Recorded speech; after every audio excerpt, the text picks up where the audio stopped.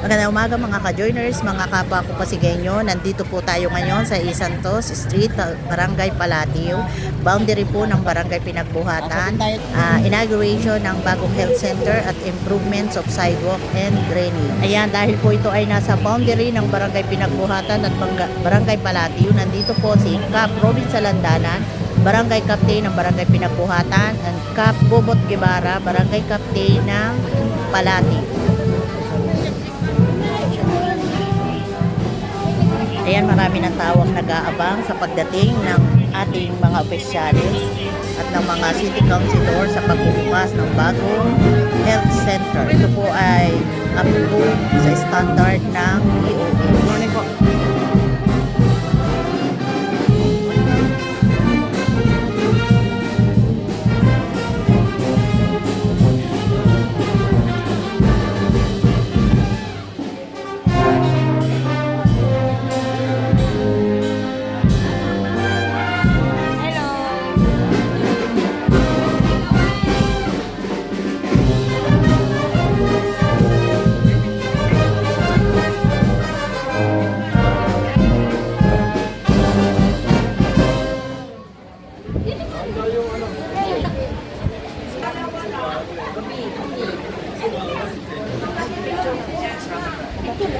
Vice Mayor Dodot Jaworski.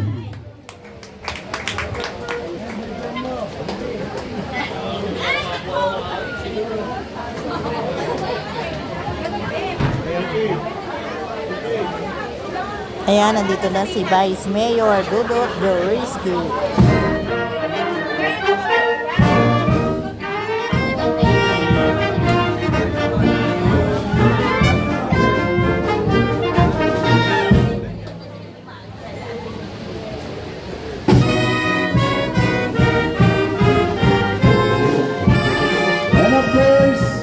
Let us acknowledge the arrival of our Mayor, Vico Soto.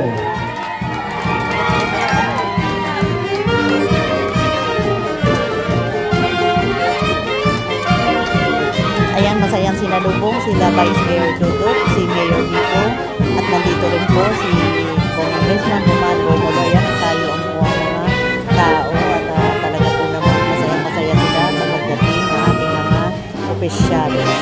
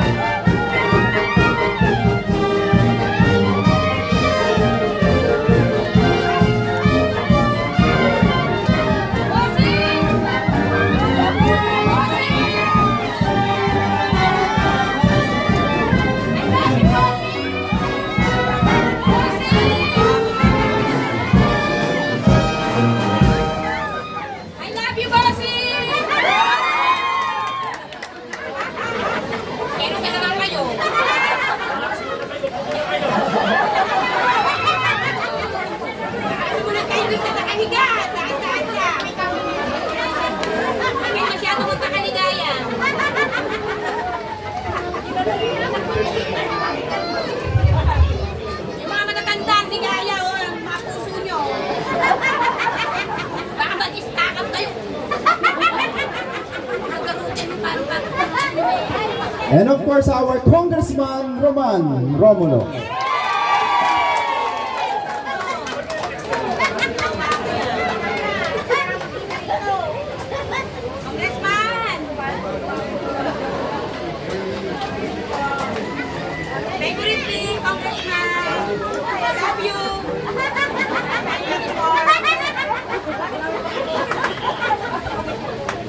Kinikilig na naman ito. Sarani.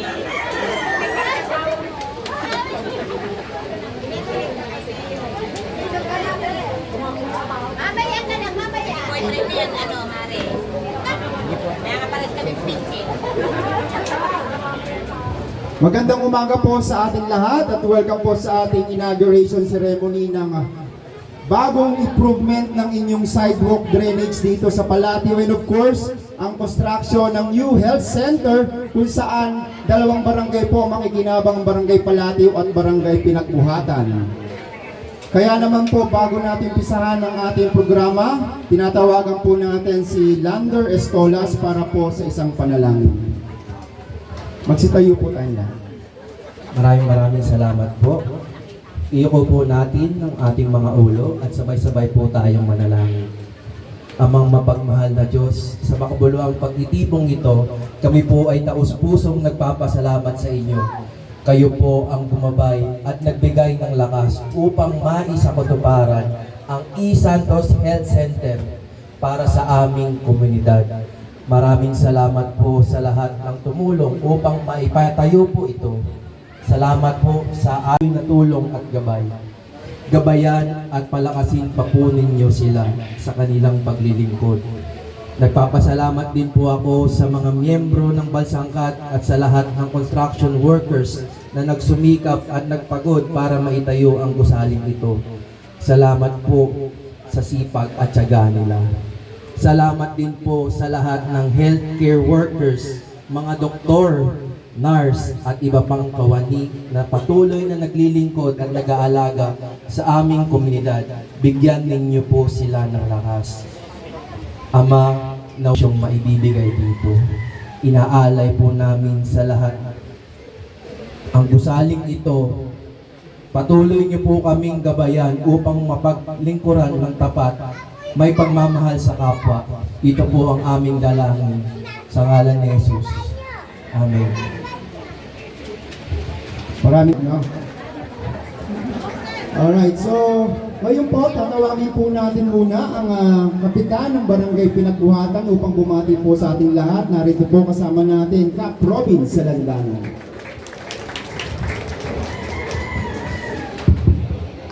Ayan, palakpakan naman po natin ang ating sarili. Siyempre, kay Mayor Vico Soto, Congressman Romulo, Vice Mayor Dodo Chaworski, kay Father, sa City Council, sa Barangay Official po ng Palatio. Kami po ay hindi nagkakagulo. Nalilito lang po kami dahil talagang dikit-dikit po ang proyekto ng lungsod ng Pasig. Kaya palakpakan po natin ang ating Mayor Vico dahil talagang dire-diretso, biruin nyo, Pebrero pa lang, ang dami-dami na po namin na inagurahan. Ang dami-dami na po proyektong na ipatupad ang lungsod ng Pasig. Kaya Mayor, maraming pong salamat. Congressman, marami pong salamat. At naniniwala naman po ako na dito sa Balsangkat ay aalagaan at pananatiling maayos ang mga proyektong ginagawa ng ating lungsod ng Pasig. Kaya kay Pres, pangalagaan po natin ang ating proyekto dahil po ang ganda hong tignan pagka lagi pong malinis at maayos. At para din po magtagal at makita ng mga batang yan hanggang sa pagtanda nila na ang proyektong ginawa ng ating Mayor Vico at ng lungsod ng Pasig ay talagang matibay at dekalidad. Maraming pong salamat and God bless po sa ating lahat. Maraming salamat, Cap Robin Salandanan. At siyempre, narito naman po ang mensahe ng ating kapitan, Cap Bobo Guevara. Ayan, hello! Ayan, isang mapagpalang umaga sa ating lahat. Siyempre, pagbati sa ating Mayor Vico Soto. Good morning po kay Vice Mayor Dudong Jaworski, sa representante po ng lungsod ng Pasig, ang nag-iisang congressman sa Lone District of Pasig, Chairman ng Education, nagsusulong po ng edukasyon para sa atin sa Bansang Pilipinas, Congressman Roman, ang miyembro po ng City Council, andyan din po, palakpakan din po natin, ang Barangay Pinagbuhatan, Barangay Council at Barangay Palatio. Sabi nga kanina, pumapasok ako, Kap, pinagpala kami rito eh. Hindi kami Palatio, hindi kami Pinagbuhatan. Pinagpala raw sila. Pinagbuhatan, Palatio. Kaya pinagpala. Talagang napakaswerte nyo, ha? Biro nyo, dalawang kapitan ang umaasikaso sa inyo lagi, ha? Mapabaha, mapapandemic, hindi namin kayo sinusukuan. Palati umano pinagbuhatan, open po kaming dalawa ng pinagbuhatan sa anuman pong problema na dinudulog niyo po dito sa atin. Ngayon po ang inaugurasyon po nung kalsada at saka na health center, alam ko naman po na matagal ng pinangarap. Way back pa po sa nasirang kasesar ang pagpapataas po ng ating kalsada po rito. Ay nabutan na nga po na wala ng kasesar pero nandiyan naman po si Presyaina na tumutulong po sa atin dito para po maayos po at saka lahat po ng kasapi ng Balsangkat. Mabuhay po kayo dahil ito na po yung pinapangarap natin, isang magandang kalsada at isang magandang health center. Nakita niyo naman, apakaganda talaga. Pagmamalaki po natin dito sa lungsod ng Pasig ang isang pinakamagandang health center po dito sa Barangay Palatiw at Pinagbuhatan. Piniglan po namin bilang mga opisyales. Sana po pangalagaan po natin. Magkaisa po tayo, magmalasakit po tayo. Hindi lang po yung proyekto dito sa inyo, kundi lahat po ng proyekto na binibigay po ng lungsod natin. Sama-sama po nating malasakitan, pangalagaan dahil pera nyo po ang ginagamit po natin dito sa atin sa lungsod ng Pasig. So, yun lang po, yung inihiling po natin. Muli po, isang mapagpalang umaga po at maraming salamat po. Mayor, Vice Mayor, mabuhay po kayo. Sana po dumami po ang proyekto natin sa lungsod ng Pasig na magbibigay po ng kaginawaan po sa mga Pasigenyo. Magandang umaga po. Maraming salamat po, Kap Bobot Guevara. At ngayong umaga, pakinggan na po natin ang mensahe ng ating Congressman Roman Romulo. Magandang umaga po sa ating lahat. Una-una, Mayor Vico, Vice Doto. Sa City Council po natin, kay mga kapitan po, kasama natin, Father, sa lahat po nandito, isang magandang umaga po. Sa totoo po, nung nakaupo ko dito, tumitingin po akong diretsyo. Hindi ko na po namukaan. Dati kasi po, pag pupunta kang patay, diyan ka pupunta eh. Dito nakaburol po yung mga patay dati. Pero ngayon ginawa ng health center. So mas maganda po siya. Dahil sa totoo, makakatulong po talaga siya. Lalo na dito sa mga nakapagligid. Pangalawa po, tinatanong ko kanina yung sidewalk po natin. Last year po, nabanggit ko na ito eh. Dito rin ata yun eh. May napunta na akong patay.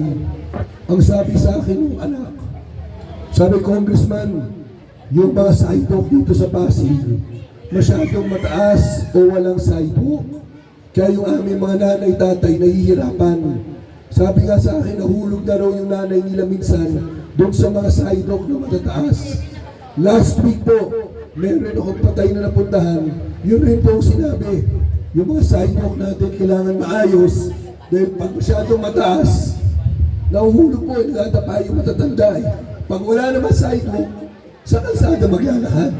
Kaya ito maganda po na meron tayong tamang sidewalk na magagamit lalong-lalo na ng mga bata, ng mga senior citizens. Kaya katulad sinabi kanina ni Kap Bobot, ni Kap Robin, pangalagaan lang po natin itong mga bago nating facilities.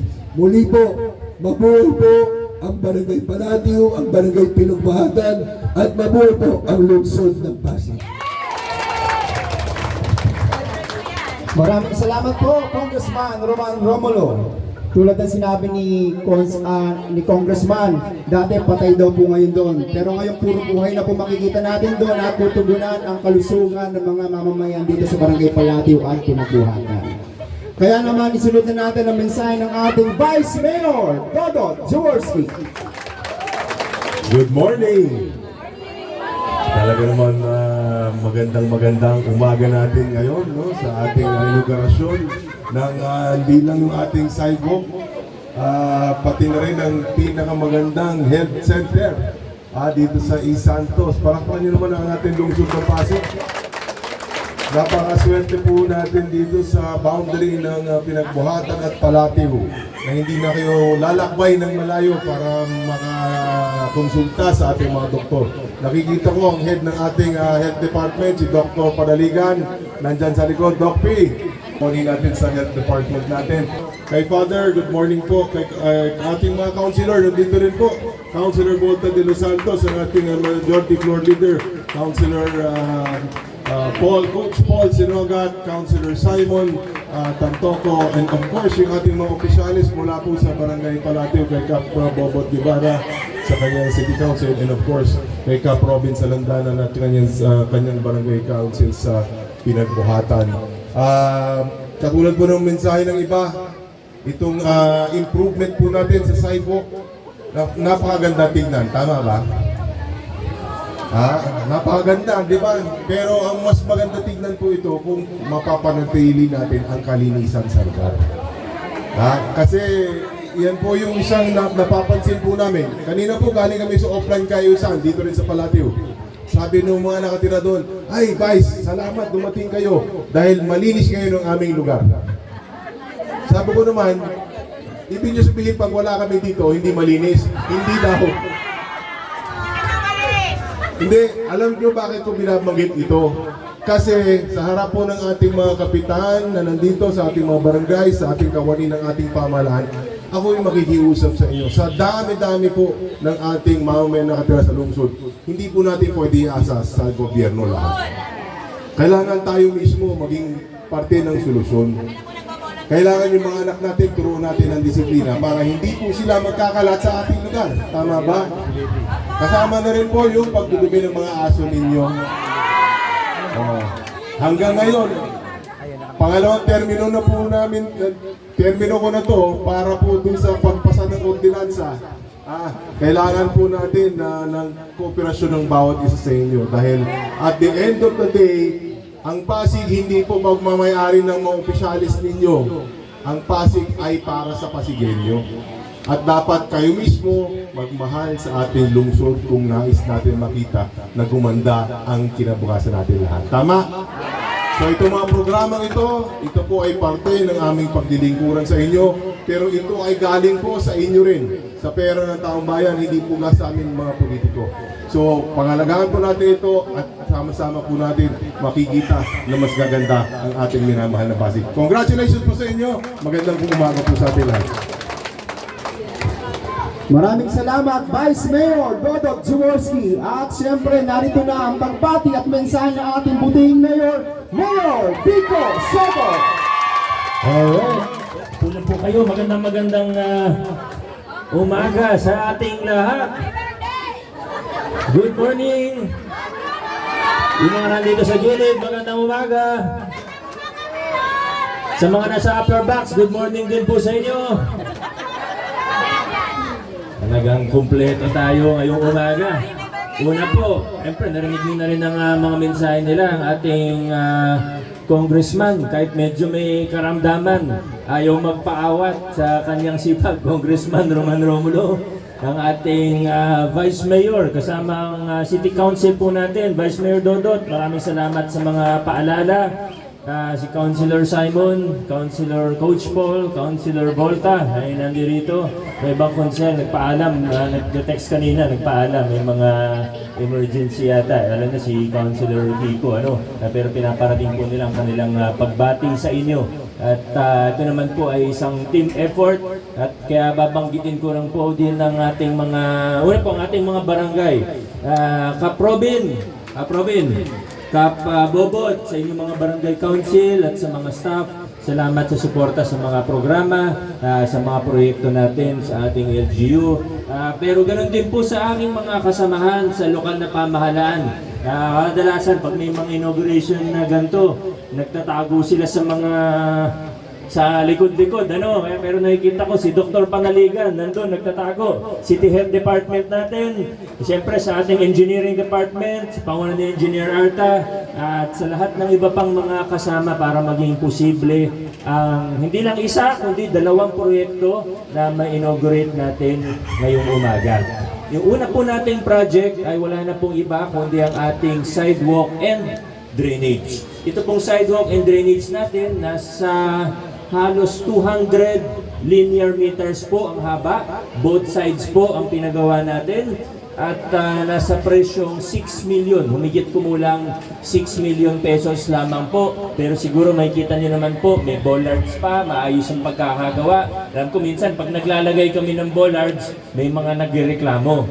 Pero okay lang po sa akin, may magreklamo ng konti dahil alam ko po na sa pangkabuuan, ito po ay nakakatulong sa ating mga mamamayan para sa kaligtasan ng ating mga mamamayan at nakakatulong rin para sa pagpapanatili ng kaayusan. Ano? Kaya ang pakiusap ko lang po sa ating mga sidewalk at drainage, pero sa sidewalk, sana ay magtulungan tayo para ma-maintain po siya. Sa dulo, gaya nga po nang nabanggit kanina, hindi lang po gobyerno, no, kundi ang mamamayan din po ang may responsibilidad. Kailangan magtulungan tayo. Pag pareho po tayo, ay mas maganda ang kalalabasan. Ano? Kaya pwede ba akong humingi ng tulong sa inyo, ma-maintain natin itong mga bangketa natin, mga sidewalk natin.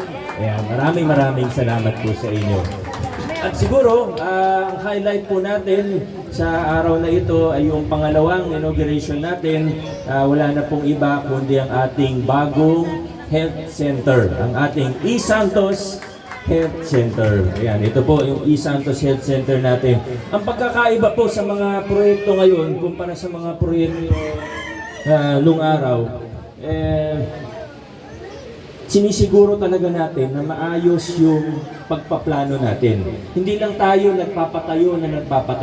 Alam niyo, may mga naabutan po ako noon, pinatayo yung health center, sa labas mukhang maayos naman, pero may mga detalye sa loob na hindi napagtuunan ng pansin. Unang-una, ngayon na lang tayo talaga kumukuha ng mga permit to construct mula sa Department of Health. Siyempre, ang DOH, sila po yung national agency na nangangasiwa sa pangkalusugan, meron silang mga tinatawag na standards. Ibig sabihin, para sa TV dots, dapat ganito yung itsura ng kwarto, dapat ganito yung butas sa pader. May mga ganun po yan.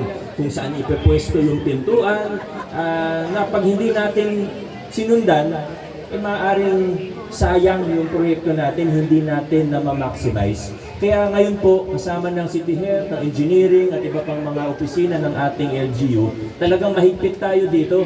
Hindi tayo magpapatayo ng building kung hindi maayos yung ipapatayo po natin. Kaya pag nakita niyo po ang plano, ito po, hindi ko man papakita lahat, ito po yung halimbawa po niyan, makikita niyo po yung detalye niya, talagang swak na swak dun sa tinatawag nating DOH standards, yung sukat ng bawat kwarto, yung pwesto ng mga gamit, pati yung layout ng ating, yung floor plan natin, talagang mahigpit nating sinusundan ang DOH standards. Kaya ang resulta, mas maayos na serbisyo. Ang resulta, mas maganda at mas dekalidad ang mga serbisyong nabibigay natin. Siguro marami naman po sa atin dito ay naging pasyente ng lumang health center. Sino po dito mga pasyente ng lumang health? Siguro halos lahat naman po sa atin dito. At medyo masikip po, di ba? Yan po yung isa. Pero bukod sa masikip, hindi po talaga siya sakto dun sa DOH standard. Kaya ako po ay confident na humaharap sa inyo dito na alam ko na dahil sa bagong health center natin na pasok sa DOH standard, mas magiging maganda pa ang serbisyo ng ating City Health Department, ng ating Barangay Health Center. Para sa inyo po ito, para sa inyo. Hindi lang para sa mga, may mga senior citizen po ba dito? Puro senior po pala ko. Kaka 60 years old nyo lang po, ngayong araw mismo. Happy birthday sa dalawang may birthday. Nasa front row pa ang dalawang may birthday natin. At si nanay, saktong-sakto, 60 years old po sa araw na ito. Congratulations! Kayo po ay isa ng dual citizen. Congratulations, Nay. Kaya, ayun po, hindi ko na masyadong baba. Ang project cost po nito, like ko naman pong binabanggit, nasa umigit kumulang 13.5 million at ito po ay isa lang sa maraming proyekto natin sa serbisyong pangkalusugan, specifically mga health center natin. Yung sa Sumilang, pinapagawa na po, mas yun na rin, DOH standard, di na sila magsisiksikan. Yung saan ba mga susunod natin? Yung sa San Jose, sayang. Gusto ko sana yun yung unang ma-inaugurate para sakto sana sa birthday ni Kong Roman kasi siya yung nagano ng struktura tapos inayos lang natin para sumakto sa health center pero hindi yung abot Kong, pasensya na. Pero ito pong E. Santos Health Center inulan na natin. Pero yung sa San Jose patapos na rin, finishing na lang po, nagpa-punch list na lang yata o tapos na rin siguro by next week. So susunod na linggo o after 2 weeks may inauguration tayo ng isa pang health center na naman. Tapos ano pa ba yung mga next natin? Medyo marami yung nasa listahan natin eh. Bukod sa mga various improvement dun sa may mga lumang struktura na kailangan ipagawa, ongoing yan, more or less mga 20 health centers po yung pinapagawa po natin sa ngayon, mga renovations. May mga bago rin po tayo. Ang isa rin po sa bago natin, yung community health center. Pag natapos yung sumilang health center, yung barangay health center, ang next naman natin ay yung community ER ng project ng City Health Department. Ang purpose po nito ay para madiklag ang mga emergency room sa ospital na alam naman po natin kahit saan sa buong Metro Manila punong-puno ang emergency room. Kahit triplehin natin ang laki ng emergency room sa ospital, mapupuno pa rin. Kasi ang mangyayari lang, yung puno sa ibang lungsod, pupunta lang din po dito. Yan naman po ang totoo. Yan ang isang problema ng healthcare system natin. Kaya, bagamat may expansion din tayo ng PCGH ngayong taon ng emergency room, importante yung mga minor, konting nagalusan lang, o medyo nakapilok lang, o may konting karamdaman na hindi naman dapat dalhin na sa ospital, sa community ER na po yan. Yung una sa Sumilang, pero sa District 2, pag nakita natin na success yung District 1, nagawa din po tayo ng isa sa District 2. So nakaplano, nakabudget na rin po yan. May approval na rin po ng dapat, sino man dapat mag-approve, DOH. At ito po yung mga next. Kaya makikita po natin talagang hindi lang tuloy-tuloy, kundi marami tayo mga proyekto ngayong taon para sa serbisyong kalusugan ng ating lungsod. Maraming salamat. God bless po sa ating lahat. Yung sa boundary dispute, wala muna akong sasabihin dahil ongoing yung cadastral mapping o cadastral survey ng LGU ngayon para hopefully sa taong 2026, pinaka-late na yung maagang 2027 ay mabigyan linaw na po yung mga boundary dispute natin. Doon lang naman tayo kung ano yung historical, kung ano yung sabi ng ebidensya. So ongoing po yan, buong Pasig po yan, kasama yung mga ibang boundary dispute natin sa ibang LGU para talagang malinawan na tayo kung ano ba yung hanggang saan ba ang Palatiw, hanggang saan ba ang Pinagbuhatan, ganun din. Ano yung San Jose, Kapasigan, iba lahat ng may boundary dispute. Ang target natin by siguro late this year, matatapos na po yan at mabibigyan linaw na po. Kaya di na muna ako magsasalita tungkol sa boundary dispute natin. Muli po, maraming salamat. Congratulations sa ating lahat. Maraming salamat, Mayor Vico Soto. Sa pagkakataon po ito, magkakaroon po tayo ng ribbon cutting. Uunahin po muna natin dito yung ating para sa ating drainage. At tapos, nilipat po tayo sa...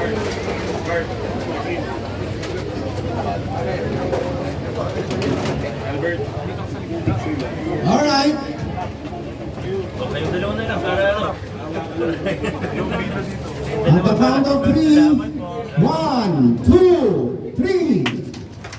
Congratulations, Barangay Palatiw sa inyong improvement ng sidewalk at drainage. Ngayon naman po ay dadako po tayo at pupunta sa harapan ng bagong health center dito. And of course, mamaya po, biblessingan po ni pangungunahan ni Father Julius ang pagbibless sa drainage sidewalk, lahat po ng kalsada at ating po ng health center.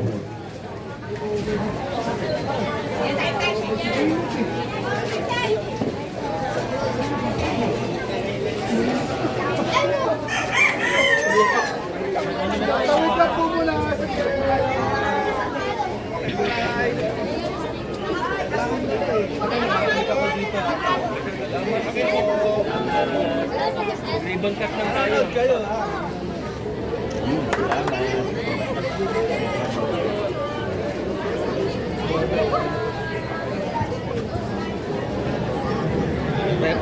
Imbitahan po ang ating mga doctors ng health center, ang ating pong city officials and barangay officials.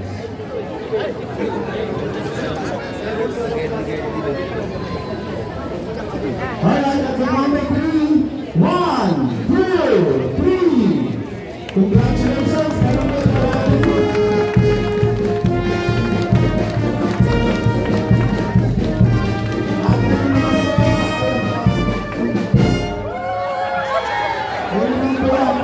Over ng ating instruction manual sa ating mga doctors, sa ating barangay officials, ang ating bagong health center. Alright, maraming salamat po. Papasok po tayo sa loob para po sa unveiling ng ating marker.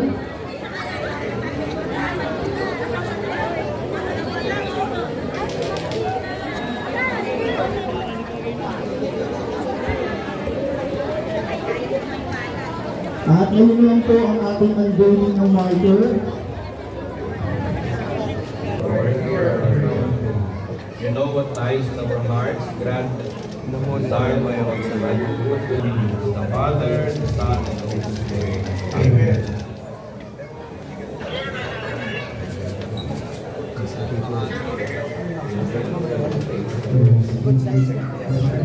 Salamat, Coach.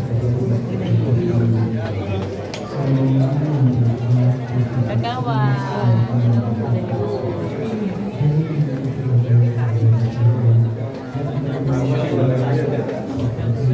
May ikaw ba contractor dito?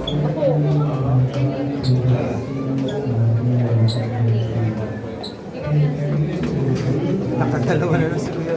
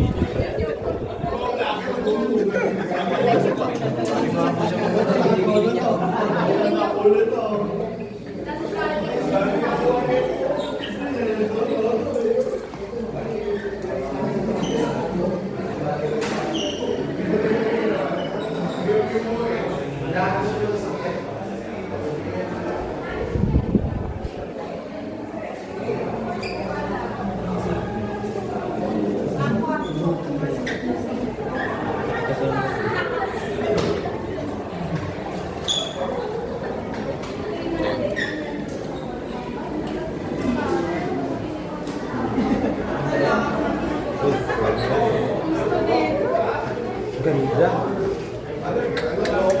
Parang hospital po.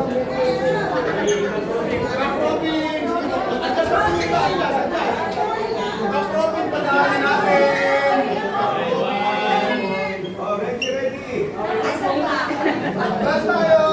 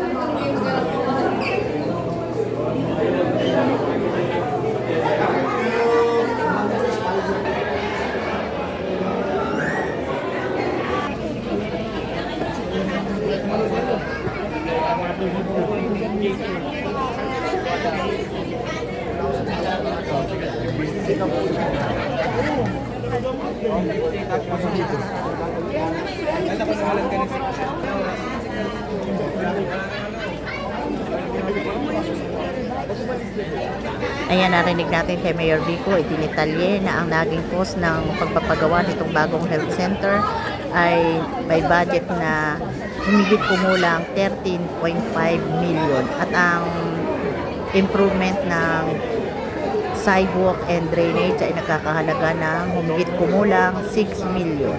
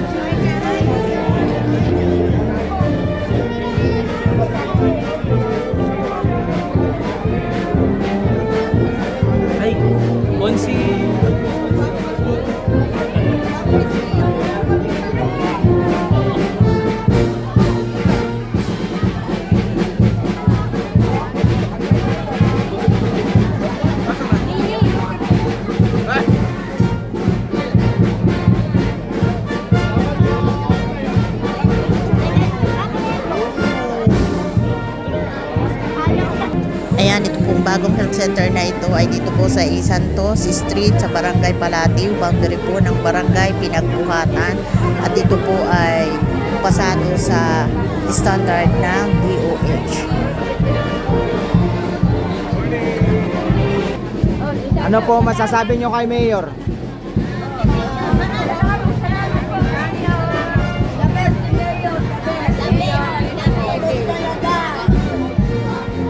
Salamat po, salamat.